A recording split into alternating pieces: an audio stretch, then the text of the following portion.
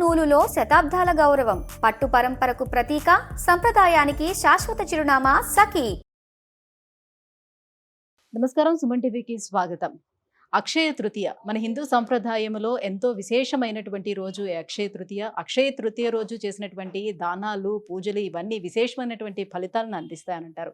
అక్షయ తృతీయ రోజు ఎటువంటి దానాలను చేయాలి, ఎటువంటి విధి విధానాలను అవలంబించాలి, ఈ విషయాలన్నీ అడిగి తెలుసుకుందాం. మనతో పాటు ఉన్నారు ప్రముఖ ఆధ్యాత్మికవేత్త మరియు జ్యోతిష శాస్త్ర పండితులు గురువు గారు డాక్టర్ గుండెపూడి శివసుధీర్ శర్మ గారు. గురుగారు నమస్కారం. శ్రీమాత్రే నమః. శ్రీ గురుభ్యో నమః. గురుగారు, అక్షయ తృతీయ రోజు చేసినటువంటి దానాలు అక్షయమైనటువంటి ఫలితాలను ఇస్తాయంటారు కదా. అక్షయ తృతీయ అంటే ఏంటి? ఆ రోజు ఏ దేవతను ఆరాధన చేసుకోవాలి? అక్షయం అంటేనే క్షయం లేనటువంటిది అని అర్థం. ఎప్పటికీ తరిగిపోయినటువంటిది, ఎప్పటికీ వినాశనం కానటువంటిది అని అర్థం. అక్షయ తృతీయ లక్ష్మీదేవికి చాలా ప్రీతికరమైనటువంటి రోజుగా ఇప్పుడు మన వాళ్ళు అభివర్ణిస్తున్నటువంటి రోజులు. అందులో ముఖ్యంగా కిటకిటలాడేటువంటి షాపులు కొన్ని ఉంటాయి, గోల్డ్ షాప్స్. బంగారం కొనాలి తప్పనిసరిగా. ఇక్కడ బంగారం కొనటం అనేది అక్షయ తృతీయకి ఎక్కడ కూడా నియమం లేదు నాన్న. అది ఒక వంకతో కొనుక్కోండి. దాంట్లో అంటే ఇక్కడ బంగారం కొనాలా లేకపోతే బంగారం కొని దానం ఇవ్వాలి? అదే చెప్తాను నాన్న తప్పనిసరిగా. ఇక్కడ బంగారం కొనటం అనేది ఇవాళ రోజున చాలా కాస్ట్లీగా మారిపోయినటువంటి ఒక అంశంగా తీసుకోవచ్చు. రాబోయే రోజులు ఇంకా కూడా ఘోరంగానే ఉంటుంది.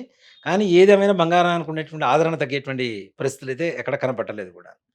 ఆడవాళ్ళకి అతి మక్కువ చూపించేటువంటిది భర్త మీద తర్వాత మరలా బంగారమే. ఈ ఇద్దరిలో రెండిట్లో ఏది ఎక్కువ కనిపెడితే బంగారానికి ఎక్కువ ఓటేస్తుంటారు చాలామంది ఆడవాళ్ళు కూడా. ఇక్కడ ముఖ్యంగా నాన్న, అక్షయ తృతీయ రోజున మనం ఏది కొంటే అది అక్షయం అవుతుందని అనుకోకూడదు ఎప్పుడు కూడా. ఏది ఇస్తామో అది అక్షయం అవుతుంది మనకి, ఎప్పటికీ శాశ్వతంగా నిలబడుతుంది. అంతే కదా, ఇంకా పెరుగుతుంటుంది. అక్షయం అంటే ఏంటి? తీసే కొద్దీ మరలా వచ్చేది, తీసే కొద్దీ మరలా వస్తూనే ఉంటుంది. ఇప్పుడు అక్షయ పాత్ర మనం భారతంలో ఎక్కువగా వింటాం. అక్షయ పాత్ర అంటే ఏంటి? మనం ఎంత తీసినా కూడా దాంట్లో తరిగిపోకుండా వస్తూనే ఉంటుంది. అలాంటి అక్షయం మన ఇంట్లో కలగాలంటే ఏం చేయాలి? మనం దానాలు చేయాలి, ధర్మాలు చేయాలి. అంతేగాని ఇక్కడ బంగారం కొనుక్కోవాలి అనేటువంటి ఒక అంశం ఏదైతే ఉందో చాలా మంచి అంశం నాన్న. ఎవరికంటే బంగారు షాపు వాళ్ళకి, మనకు కాదు. కొనుక్కుందాం. ఇక్కడ ముఖ్యంగా చాలామంది ఉన్నవాళ్ళు కొనుక్కుంటారు, తీసేద్దాం. లేనటువంటి వాళ్ళు కూడా, అంటే హ్యూమన్ సైకాలజీ ఒకటి ఉంటుంది నాన్న. పక్క వాళ్ళు కొనుక్కుంటే నిజంగా ఆడవాళ్ళకి ఎవరికైనా బాధేస్తుంది. ఒక గ్రామైనా తెచ్చుకుందామండి, ఒక గ్రామైనా తెచ్చుకుందాం. ఇదే మెయిన్. అప్పు చేస్తారు. ఇప్పుడు గ్రామం ఎంత ఉంది నాన్న? కనీసం 14,000 15,000 రూపాయలు ఉంది. అప్పు చేస్తారు. అప్పు చేసి అక్షయ తృతీయ రోజున కొనుక్కొచ్చుకొని మళ్ళా చవితి రోజున తీసుకెళ్ళి ఇంకో ఫైనాన్స్లో పెట్టి వడ్డీలు కట్టాల్సిన అవసరం వస్తే అదంత అవసరమా? దానివల్ల ఏమైనా లక్ష్మీదేవి వస్తుందా? ఆ వడ్డీ నీకు ఇంకా భారమే తప్పితే ఏమైనా ఉందా? అవునా? పోనీ తెచ్చుకున్నది, పండుగ రోజు తెచ్చుకున్నది ఇంట్లో ఏమైనా ఉందా? లేదు. ఉంచే పరిస్థితి కూడా కాదు. అలాంటప్పుడు లక్ష్మీదేవి నేను బంగారం తెచ్చుకుంటే, అక్షయ తృతీయ రోజున బంగారం తెచ్చుకుంటేనే ఉంటాను అంటే అది పొరపాటు. ఇక్కడ ఇంకోటి కూడా ఏంటంటే నాన్న, అక్షయ తృతీయ కరెక్ట్గా మన వేసవికాలం ప్రారంభం. కరెక్ట్గా వేసవికాలం ప్రారంభమయ్యేటువంటి ముందు రోజుల్లోనే మనకు అక్షయ తృతీయ వస్తుంది. అంటే వైశాఖ శుద్ధ తదియ, 3వ రోజు వైశాఖ మాసంలో కదా. ఈ వైశాఖ మాసం అనేటువంటిది సంపూర్ణంగా ఎండలకి బాగా పెట్టింది పేరుగా ఉంటాయి. ఇక్కడ దానం చేయమంటే బంగారం కూడా చేయలేనటువంటి పరిస్థితి వాళ్ళ రోజున వచ్చేసింది. పూర్వకాలంలో ఒక మాట చెప్తున్నాను, పూర్వకాలంలో ఏ రకమైనటువంటి దోషాలు పోవడం కోసమైనా బంగారం దానం చేసేవాడు తప్పనిసరిగా. ఇప్పుడు మనం వ్రతం చేసుకుంటాం చూడండి, వ్రతం చేసుకోమని చెబుతాం. మనం ఏం దానం చేయట్లేదు. సత్యనారాయణ స్వామి వారి వ్రతం చేసుకోమని చెబుతాం. మనం కనీసం సంవత్సరానికి ఒక్కసారైనా కథలో కూడా ఉంటుంది, చేసుకోమని చెబుతాం. దాంట్లో కూడాను బంగారంతో ప్రతిమ ఒకటి తయారు చేసుకొని పెట్టుకుంటాం.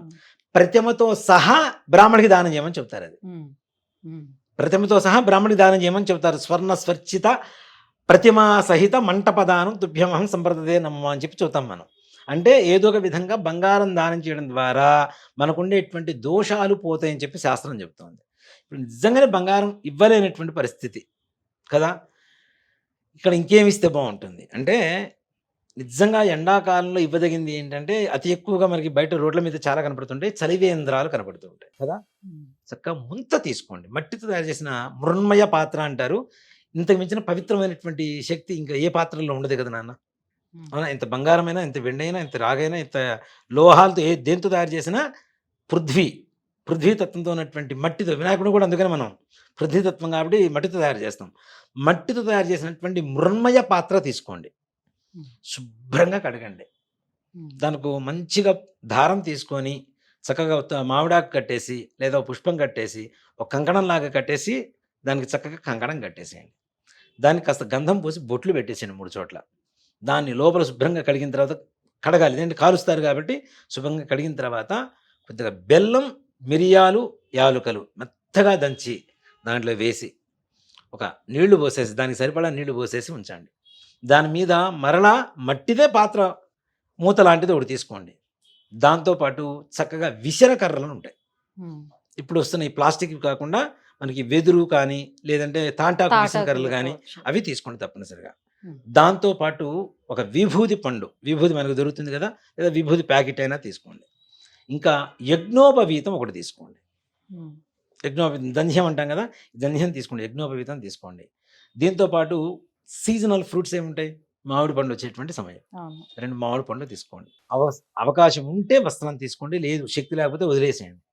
చక్కగా ఒక బ్రాహ్మణి మీ ఇంటికి పిలిచి ఆయన కాళ్ళు కడిగి గంధం చేతికి పూసి చక్కగా మనకి ఇక్కడ మృన్మయ పాత్ర, అదే ఈ మట్టి పాత్ర ఏదైతే ఉందో ఉదకదానం అంటారు, ఉదకుంభదానం అంటాం దాన్ని, ఉదకుంభదానం.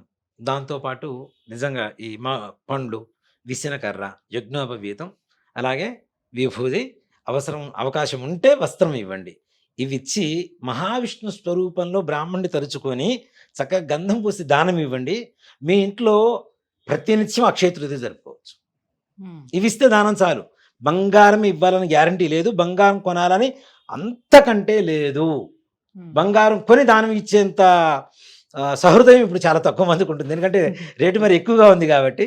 ఇచ్చేవాళ్ళు ఉన్నారు, లేనని చెప్పను, దేవాలయాలకు ఇచ్చేవాళ్ళు చాలా మంది ఉన్నారు కదా నాన్న. ఇప్పుడు తిరుపతి వెంకటేశ్వర స్వామి దేవాలయంలో ఇస్తారు, లేని వాళ్ళు మరి అసలు ఉన్నవాళ్ళైనా సరే వేసవి కాలం ప్రారంభం అక్షయ తృతీయతో ప్రారంభం అవుతుంది కాబట్టి ఈ విధానం చేయడం ద్వారా ఒక వ్యక్తికి దాహం తీర్చడం ద్వారా, ప్రతినిత్యం దాహం తీర్చుకోవడానికి అవసరమైనటువంటి ఉదకుంభం ఇవ్వడం ద్వారా, చల్లటి గాలి వీచడానికి కావాల్సినటువంటి విసనకలు ఇవ్వడం ద్వారా, చక్కగా భస్మధారణ చేసుకొని సంధ్యావందనం చేసుకోవడానికి కావాల్సినటువంటి భస్మం ఇవ్వడం ద్వారా, ప్రతినిత్యం సాష్టాంగ గాయత్రి చేసుకోవడానికి ఏదైతే యజ్ఞోపవీతం పనికి వస్తుందో యజ్ఞోపవీతం ఇవ్వడం ద్వారా మన ఇంట్లో లక్ష్మీదేవి ప్రతి నిత్యం అక్షయంగా ఉంటూ మన అవసరాన్ని తీరుస్తూ ఆ లక్ష్మీదేవి అనుగ్రహం పరిపూర్ణంగా మన మీద కలుగుతుందని చెప్పుకోవచ్చు.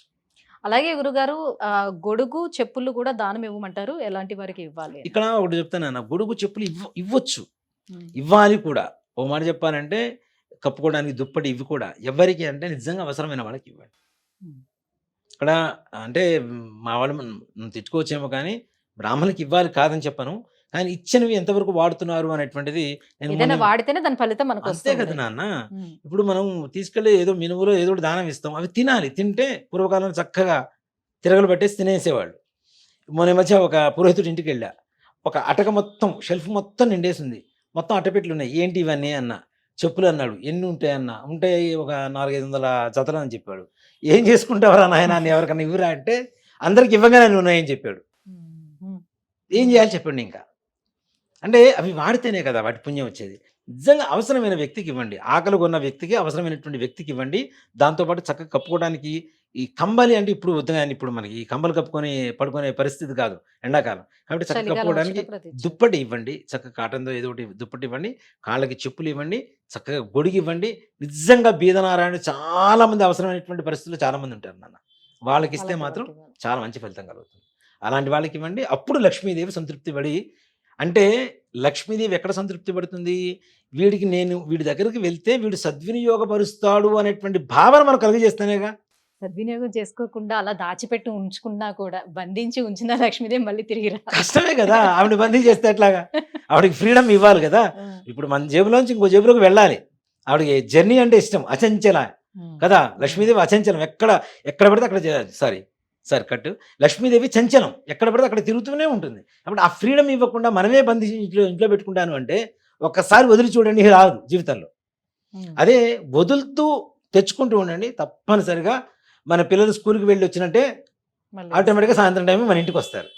అట్లానే లక్ష్మీదేవి కూడా సద్వినియోగపరిచేటువంటి వాళ్ళ దగ్గర అతి ఎక్కువగా ఉంటుందని చెప్పుకోవడానికి ఈ అక్షయ తృతీయ రోజున ఈ దానాలు చేయండి, మంచి అనుగ్రహం కలుగుతుంది. గురుగారు అలాగే ఈ రోజే సింహాచలంలో వరాహ లక్ష్మీ నరసింహస్వామి చందనోత్సవం కూడా అవును. నిర్వహిస్తారు. ఇదే రోజున నిర్వహించడానికి ఏమైనా కారణం ఉంటుందా? సింహాచలంలో ఉండేది వరాహ స్వామి, అప్పన్న స్వామి అని కూడా పిలుస్తుంటారు ఆయన అవును, చాలా మంది కూడా. ఇప్పుడు మీరు చాలా వరకు టీవీలో కూడా ఒక పెద్ద ముప్పవరపు సింహాచల శాస్త్రి గారు అని చెప్పి ఒక ఆయన వస్తూ ఉంటారు, మీరు చూసే ఉంటారు. వారిని మేమందరం అప్పన్న గారు అని పిలుస్తుంటాం. అంటే వారు పుట్టింది అక్కడే సింహాచలంలోనే.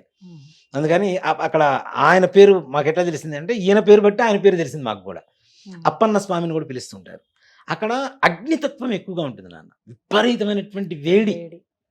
ఆ గర్భాలయంలో ఈ గంధం తీసేసినటువంటి కొన్ని గంటల పాటు మాత్రం అక్కడ ఉండడానికే ఆ అర్చకులకి చాలా విపరీతమైనటువంటి ఉష్ణం పుట్టుకొస్తూ ఉంటుంది, అంత వేడి ఉంటుంది. ఇక్కడ సైంటిఫిక్ రీజన్స్ తీసుకోవడం లేదు చాలామంది మన వాళ్ళు. అదొకటి, మంగళగిరి ఒకటి, ఈ రెండు కూడా చాలా సైన్స్కి దగ్గరగా ఉండేటువంటి క్షేత్రాలని చెప్తాను నేను. మంగళగిరి లక్ష్మీ నరసింహస్వామి, పానకాల నరసింహస్వామి పానకాల పైన కొండ మీద ఉంటారు. ఈయన చాలా దగ్గర ఉండేటువంటి శక్తి. ఇక్కడ ఈ ఓవర్ హీట్ కూల్ అవ్వడం కోసం ఏం చేస్తాం మనం? చందనం పోస్తాం, అవునా? ఇప్పుడు నిజంగా ఒక మాట చెప్పండి, నాలాగా ఎవరైనా తిరుపతి వెళ్ళి వచ్చినప్పుడు కూడా తిరుపతిలోనే చాలా మంది కూడా గంధం మూసుకుంటుంటారు వేడికి తట్టుకోలేక. అంటే వెంటనే రిఫ్లెక్ట్ బయటికి వెళ్ళిపోతుంటుంది, ఆ వేడంతా కూడా శరీరం నుంచి వెళ్ళిపోతుంది. అంతేకాకుండా ఏ పూజ చేసినా మనం తప్పనిసరిగా ఆడవాళ్ళకి కంఠానికి గంధం పూస్తాం, మగవాళ్ళకి చేతికి గంధం పూస్తాం, అవునా? ఈ గరళం ఏదైతే ఉంటుందో ఆడవాళ్ళకి ఇక్కడ ఎక్కువగా ఉష్ణం ఉంటుంది కాబట్టి దీన్ని కంట్రోల్ చేయడం కోసం. అలాగే చేతులకు పూయడం ద్వారా ఇదంతా కూడా చల్లదనం వస్తూ ఉంటుంది. ఈ చేతుల నాడుల ద్వారా, ఇప్పుడు మనం జ్వరం చూసేది ఇక్కడి నుంచి చూస్తాం కదా, కాబట్టి ఇక్కడ పూయడం ద్వారా ఈ నాడుల ద్వారా శరీరంలోకి చల్లదనం వెళ్ళిపోతుంది అని. కాబట్టి అక్కడ సింహాచలంలో కూడా ఉండేటువంటి వరాహస్వామి వారికి అంత వేడిని తట్టుకోవడానికి అవకాశం తక్కువగా ఉంటుంది కాబట్టి ఎండాకాలం ప్రారంభమైతే మరీ ఎక్కువగా ఇదైపోతుంటుంది. ఆ ఉష్ణం తగ్గించడం కోసమే మనకు అక్కడ ముందు ముఖ్యంగా చందనోత్సవం అనేటువంటిది ప్రారంభిస్తాం. ప్రతి నిత్యం కూడా పూస్తూనే ఉంటారు, ఇక దాని మీదనే, దాన్ని మరలా తీసేది లేదు. రేపటి రోజున సంవత్సరానికి ఒకసారి అక్షయ తృతీయకి మొత్తం తీసేస్తారు. చందనం ఏం చేస్తారు ఇక్కడ? తీస్తానా అంటే ఒకసారి పూస్తారు రోజు, మళ్ళీ దాని మీదనే 2 రోజు, దాని మీదనే మళ్ళీ 3 రోజు. మనకి వరాహస్వామి వారి నిజ రూపం ఎప్పుడు కనబడుతుంది మనకి? అక్షయ తృతీయ అప్పుడే, ఇంకా తర్వాత కనబడదు. తర్వాత మొత్తం చందనంతోనే ఉంటుంది కదా, చివరి నిండిపోయి ఏమవుతుంది? శివలింగాకార రూపంలో కనబడతాడు ఆయన. మొత్తం మనకి లింగాకార రూపంలో కనబడతాడని వరాహ నరసింహస్వామి వారు అక్కడ కనపడటం అనేది చాలా అవకాశం తక్కువగా ఉంటుంది. కాబట్టి ఈ చందనం అంటే కూల్ అవ్వటం కోసం అనేటువంటిది చందనం వాడతాం. అలాగే పానకాల నరసింహస్వామి వారి దేవాలయంలో కూడా అంతే, గంధకం కొండ అంటారు దాన్ని. ఇప్పుడు మన గంధకం అంటే ఈ మతాబుల్లో వాడుతుంటారు చూడండి, ఎక్కువగా దీపావళి రోజున మతాబులు ఇట్లా గుచ్చి కాలుస్తుంటారు కదా పేపర్లు చుట్టేసి. అవి తయారు చేయడం కోసం ఉండేటువంటి పొటాషియం ఏదో అంటారు అన్న ఇంగ్లీష్లో, ఆ పొటాషియం కొండట అది మొత్తం. మంగళగిరి కొండ మొత్తం వేడి ఎక్కువగా ఉంటుంది. దాన్ని కూల్ చేయడం కోసం పానకం పోస్తారు. పోస్తూ ఉంటే దాంట్లో కూడా ఏంటి అక్కడ మరి అంటే అది ఓకే, అది సైంటిఫిక్ రీజను. మరి ఆధ్యాత్మికంగా తీసుకుంటే బిందె పోస్తే సగం బిందె బయటకు వస్తుంది, చెంబు పోస్తే సగం చెంబు బయటకు వస్తుంది, గ్లాస్ పోస్తే సగం గ్లాస్ బయటకు వస్తుంది. బయటికి రావడం అంటే ఇప్పుడు పోస్తాను ఇట్లా పోయగానే మరలా బయటకు వచ్చేస్తాయి ఆటోమేటిక్గా. బిందె పానకం పోస్తాం, సగం బిందె బయటకు వచ్చేస్తాయి, ఇట్లా బయటకు పొంగేస్తాయి, మరలా బిందెలో పట్టేసుకొని ఇచ్చేస్తారు మనకి వాళ్ళు. అక్కడ గుట్టక వేసే శబ్దం కూడా వినపడుతూ ఉంటుంది. ఇప్పుడు మనం పానకం నీళ్ళు తాగేటప్పుడు గుడక వేస్తాం కదా, ఈ శబ్దం కూడా వినపడుతూ ఉంటుంది. కాబట్టి ఆ పొటాషియం కొండ పేలకుండా ఉండేందుకు ప్రతినిత్యం పానకం పోస్తారు. ఇంకొక సైంటిఫిక్ రీజన్ ఏంటంటే అక్కడ చాలా మందికి ఆధ్యాత్మికంగా తీసుకుంటే స్వామివారి మహత్యం, ఒక్క చీమ దోమ కనబడదు. పానకం పడ్డ చోట ఏమవుతుంది మనకి? చీమలు దోమలు ఉంటాయి, ఈగలు ఉంటాయి. ఒక్క ఈగ ఉండదు, ఒక దోమ ఉండదు, ఒక చీమ ఉండదు. ఎందుకు? పొటాషియం కొండ ఉన్నప్పుడు దాని మీద ఈగలు దోమలు ఎట్లా ఉంటాయి? అంతే కదా, అది కాలుతూ ఉంటుంది కదా, దాని మీద ఎట్లా ఉంటాయి మనకి?